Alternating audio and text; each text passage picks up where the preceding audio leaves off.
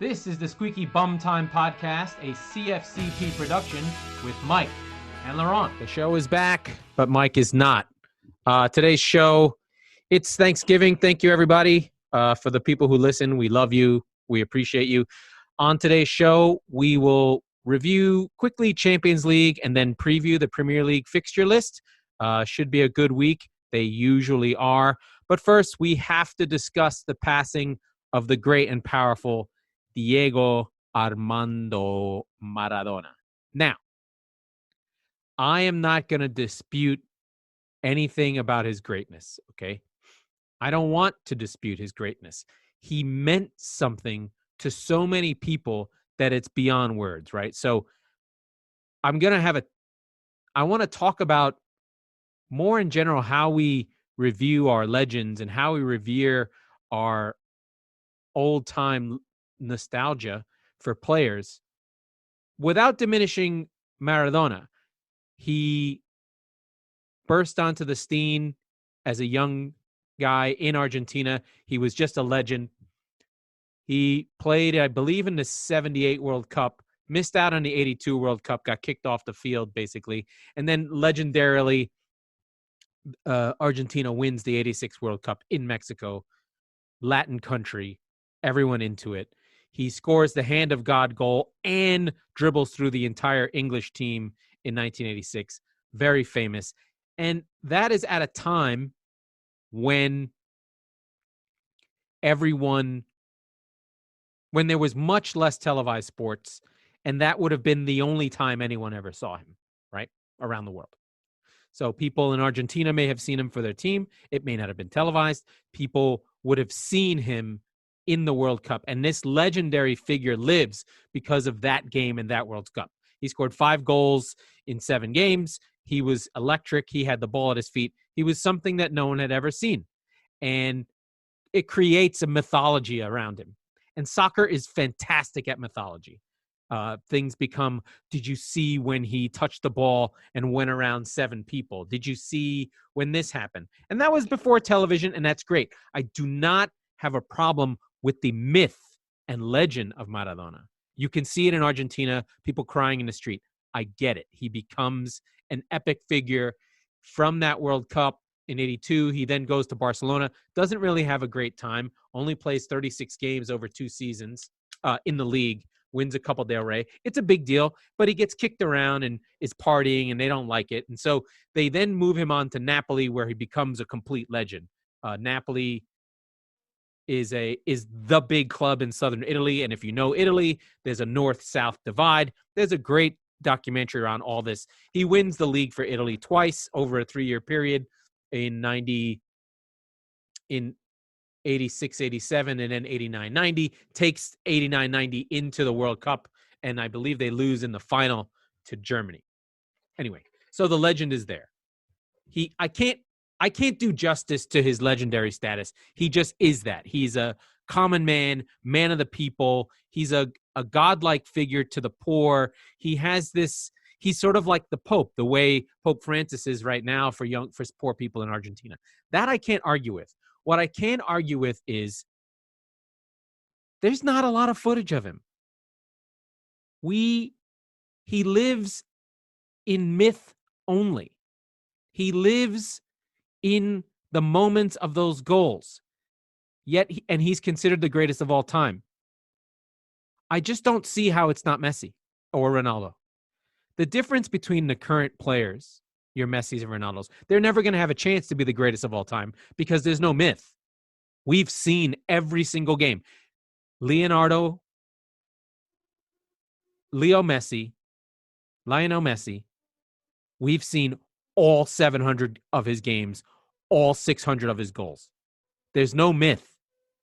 He has half a dozen, if not more, goals, just like the goal that Maradona scored in the World Cup. The other thing is the World Cup holds this mythical status. The fact is, national team sport is not as good. Like, Messi has won the Champions League, the highest level. Sorry. It's the best soccer. Now, is it more important? No. But in terms of technical play, he's won it 3 times. Ronaldo's won it 5 times. These are far superior players. Far superior. I'm not going to judge Maradona. He was a drug addict. He was hopped up on cocaine and amphetamines all the time, to the point that he died at 60 years old and displayed wildly erratic behavior all through his adult life. He was damaged and an alcoholic.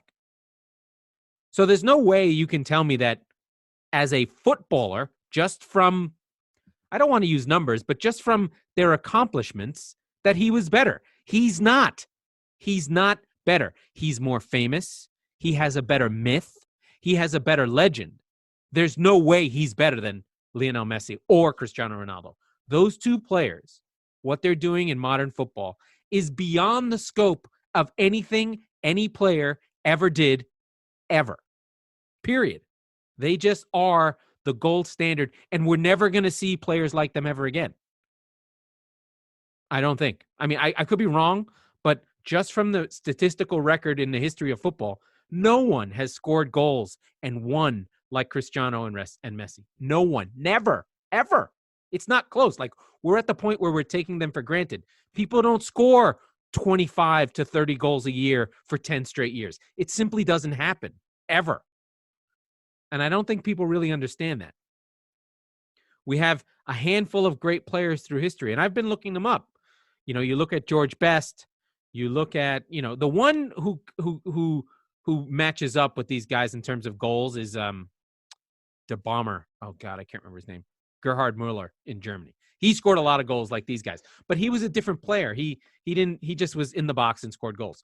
But to score 700 goals or 600, I don't even know the numbers off my head. These people don't understand how good Messi and Ronaldo are today, because we've seen them. We take it for granted. We think this is normal. It's not normal. And what Maradona and Pele captured on was fleeting moments when you saw them in color in the World Cup once every 4 years, in these incredible moments. They live in moments, frozen in time for those moments. And you create that they were great all the time in every game for them. But the fact is they weren't, because we have the numbers. We have the stats. They missed games. They only played 25 games a year. They scored 20 goals. I mean, it's not close. It's not close. You know, I feel like if there's a contemporary that kind of feels like Maradona for an American sport person, I feel like it's Mickey Mantle. I feel like Mickey Mantle, flawed, loved, revered, winner, but fucked up but loved by everyone. They just all loved him, even though he might have been a bad guy. Same goes for Maradona. But there's no World Cup of baseball, so you don't get that moment. But, I mean, just in terms of winning, Cristiano has won so much, like won league and after league after league after league. And Messi, 10-time champion of Spain, he put Barcelona on his back. Maradona was at Barcelona and got kicked out of the league. Only played 36 games. Messi played 60 games in a year, scored 100 goals. Like, I don't get it. I don't get it. You know what's a better analogy? It's how people think about Bobby Orr when you compare him to like Wayne Gretzky. Bobby Orr played 9 seasons. He changed the game. He changed the position in hockey. He did things no one had ever done, but he played only 9 years. It's like, and they won 1 cup. And then you look at somebody like Gretzky, who just obliterated every record beyond comprehension, to the point that we can't even put into context how good he was. And he's not even considered great by contemporary standards. He's just like this mythic thing. And you're like, are you fucking kidding me? Who are you kidding? So that's how I feel about that. Like, nostalgia is weird, man. It creates this narrative of beyondness. I'm like, dude, it's not close. Messi and Ronaldo are so much better. Maradona lives in a moment, frozen. No one can ever touch him. He simply is a god. And these humans that we have every one of their games are now here, and we have to accept that they live as a moment. Just to put it into context, right? just a single stat. It doesn't matter. In his career from 1976 to 1998, and this is like he's old and all messed up. I'm counting every single game in all leagues he ever played. All competitions. Diego Maradona played 588 games and scored 312 goals. Really good. Very cool.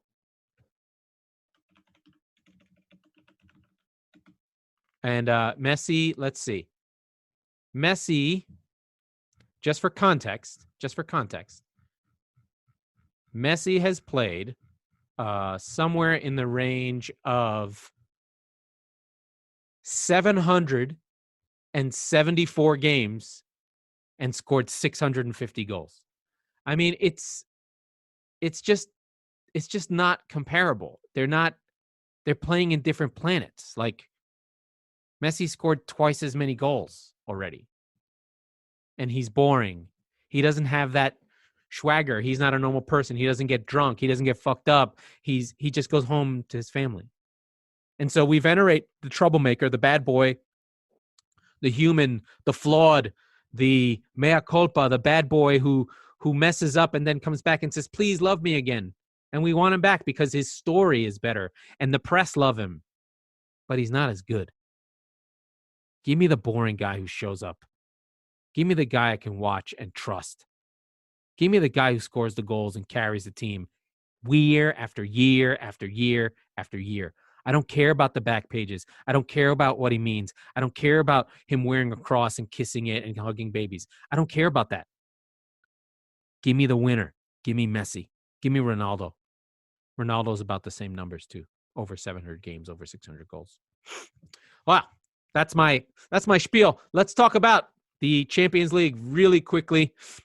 The big result here is that Liverpool lost to Atalanta at home, which is a big deal because they lost at home. And I think Klopp was just, we have too many games, and was trying to squeeze one by. Liverpool were just not at this game. Atalanta's a really good team. They had beaten them already. And Liverpool will go through, but I think that there's a little bit of Liverpool's already got 9 points. But they could still drop back because Ajax is on 7, Atalanta is on 7. So they'll probably go through. It's very likely between the two games, but they did lose at Anfield to Atalanta, who are really good. Papu Gomez with a crazy goal, crazy pass to Illich, who put it in, and then another one where the defense got a little bit funky. I'll just bring up the defense.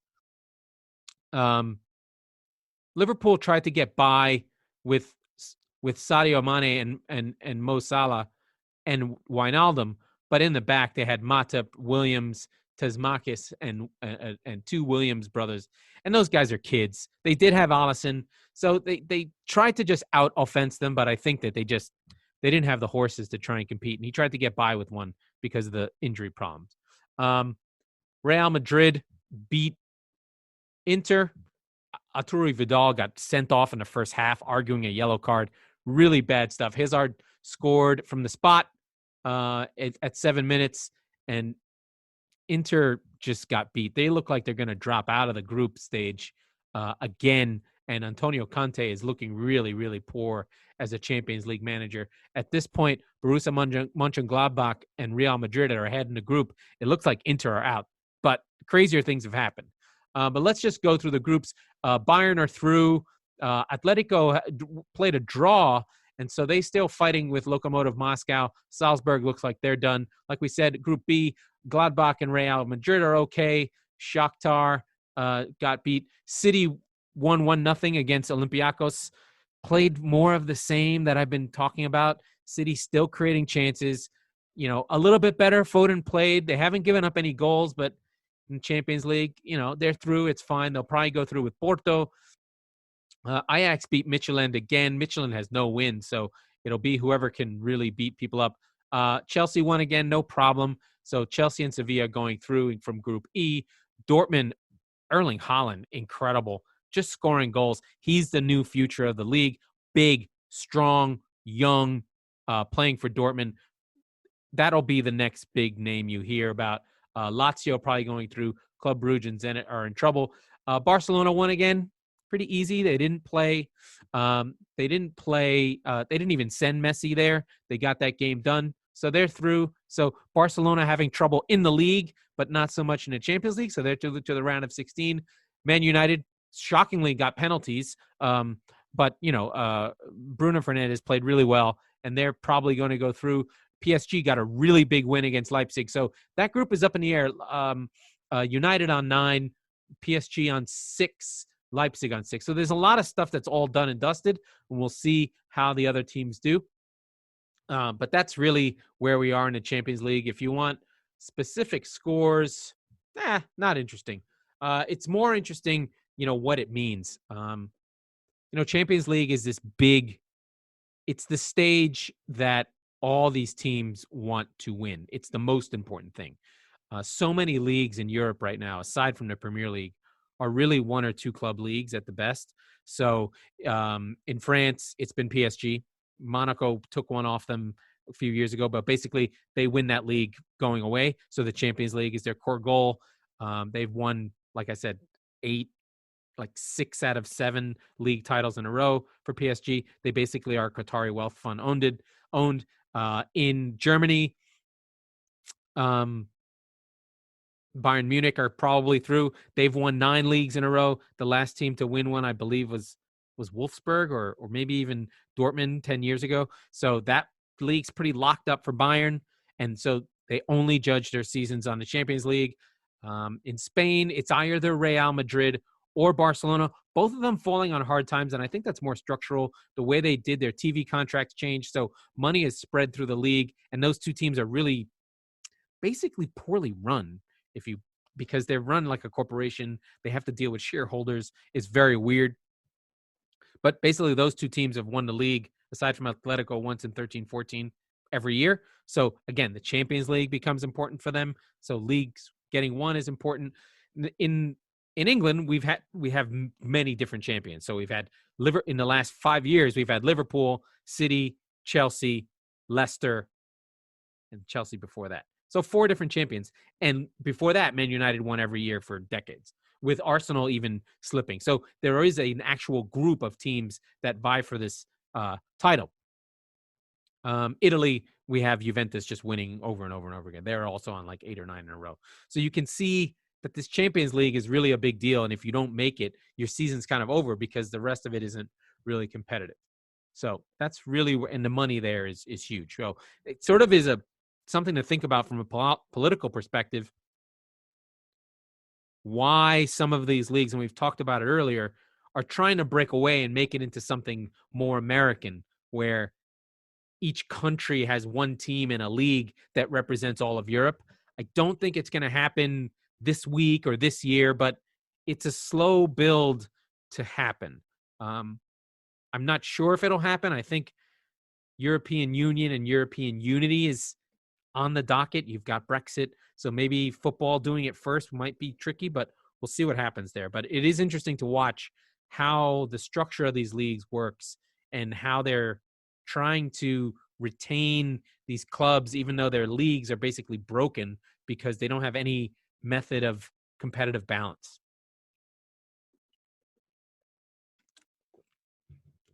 So that's interesting. Anyway, let's get into the Premier League fixtures coming up this week. Wowie wow. Okay, tomorrow we start the week with Palace Newcastle. Oh, that's terrible. I don't want to watch it. It's awful. That is sad. The early game on Saturday is Brighton Liverpool. This should be good.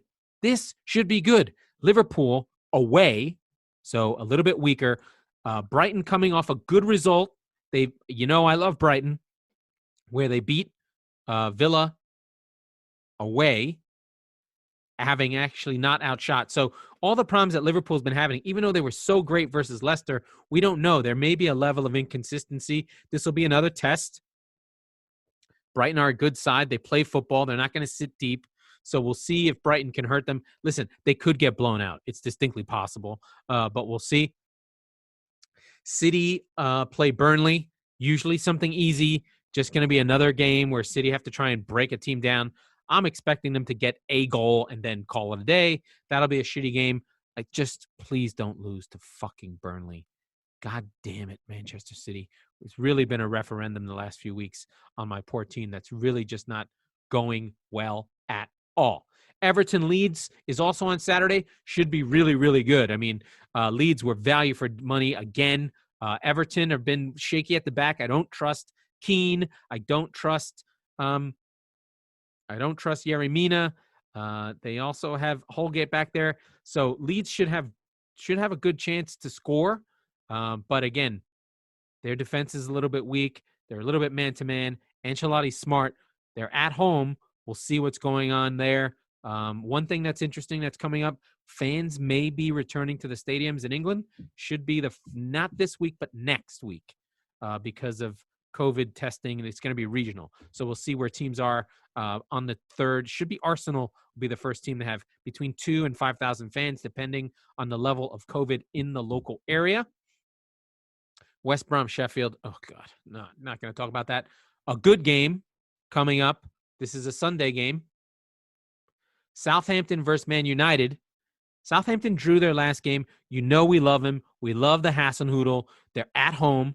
Man United have not been good at home, but we'll see how Southampton play. This is an interesting one. If they try and sit deep and hit United on the counter, they'll have a better chance because United don't really break teams down very well. But the way they freaking get penalties, I wouldn't be surprised if Man United just get a penalty and somehow win this game because that's what they do. The big game, the big game is also on Sunday. There's a couple big games on Sunday. Chelsea versus Tottenham. Tottenham coming off beating City 2-0. Chelsea buzzing, beating teams they should beat. But this will be another test for Tottenham. If Tottenham can come through City and Chelsea with 2 wins, they will be title favorites for sure. Tottenham were in the Europa League today, played really, really well. Very impressed with their depth, very impressed with how they're getting on the front foot. I really like what's happening. It may be that Mike's rubbing off on me, but I think Spurs are title contenders. They really are. They do have to be careful. Alderweireld is not there, so they have lost one of their main center back defenders. And their defense is weak. It's not what you'd consider a great defense, but I think between Sissoko and Højbjerg, they have the protection they need, and hopefully they can minimize mistakes. I think that's the key thing for Spurs defense is not to do stupid shit. They do sit deep. It is what they do. The way Harry Kane's been playing has been amazing. And Son is an incredible finisher. And, we've got either Mora or Bergwijn as the legs for them. So between Son and Kane, there's a magical connection there. And Ndombele played in this Europa League game on Thursday, which is a concern. Maybe he only played about 60 minutes, but we'll see if he's got the legs. Maybe Lo Celso will start, and we'll see how things go there. And then Arsenal play Wolves. Arsenal played the kids in the Europa League, had a little bit of a hard time, but then ended up getting the goals. Nicola Pepe was a little bit ball hoggy. We still don't know from Arsenal game to game. They are having a really hard time creating chances. They're playing very defensive. I saw a joke that they called Mikel Arteta Paella Pulis, which is a great name. Tony Pulis, known for his defensive measure and his tracksuits, a guy you make fun of and you don't want your team to be. But, Arsenal are really playing bad. They're 14th in the table. Wolves are good. They're not as good. They're getting better. If I'm Wolves, I expect to win this game or at least draw. Then Monday, Leicester play Fulham, don't care. And then West Ham, Aston Villa. That's actually a really good Monday game. Aston Villa, we love what's going on with West Ham. Moyes has that team working for each other. That should be a good one. It's a lot of claret and blue. Don't know how I feel about that. There's one claret and blue team too many. So I'd like to see Burnley go and just have Aston Villa and West Ham in claret and blue. These are shirts I'm talking about. So there's that. And that's where we are. I got to a half an hour. without Mike. It's an interesting week. It's a little bit more. Let's go through the standings and really have a look here. So Tottenham are top right now on a 5-game winning streak. Liverpool behind them.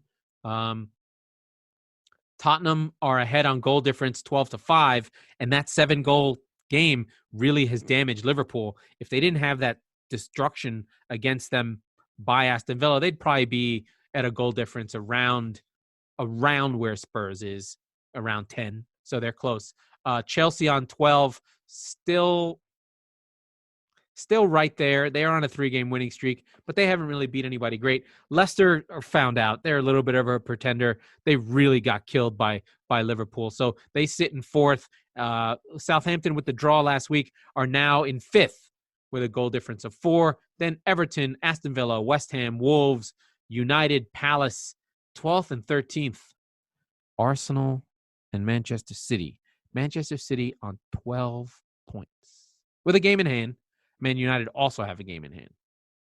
Then Leeds, Newcastle, Brighton, Burnley, and bringing up the bottom 3 are Fulham, West Brom, and Sheffield United. Again, I like to bring up goal difference because the 3 worst teams in the league, guess what? They all 3 have the worst goal differences. What? Brighton are down there too. They only had -2. City on a -1. That's just awful, awful stuff. I'm going to go to a little bit more advanced stats to give you a different sense of what's going on there.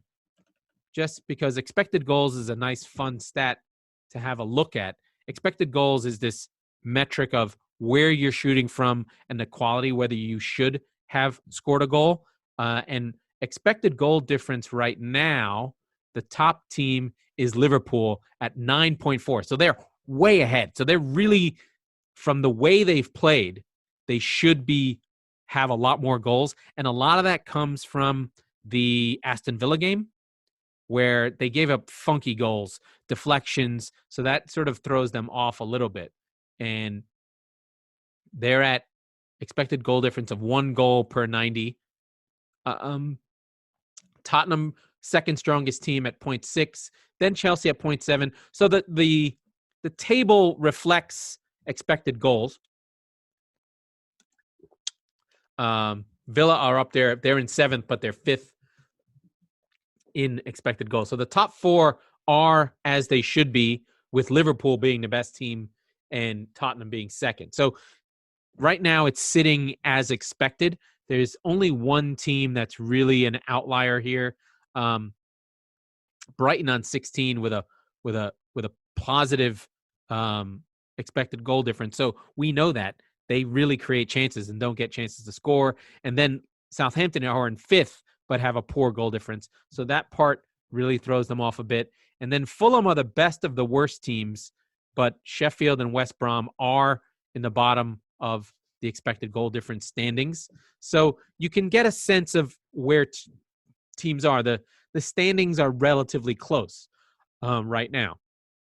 For historical purposes, City last year were at 1.5 expected goal difference, and this season they're at 0.28.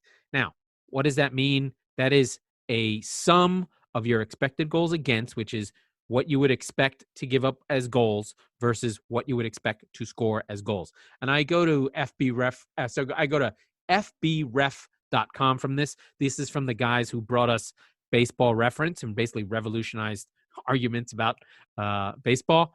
They do a really good job with NFL, really good focus on UX, so you can find everything you need to find. They're just working on it now, but it's a really good site, and I recommend it. Right now, the expected goal difference leaders are Liverpool, Tottenham, Chelsea, Leicester, then West Ham, Everton, Aston Villa, City. City get a bump here a little bit, but not much.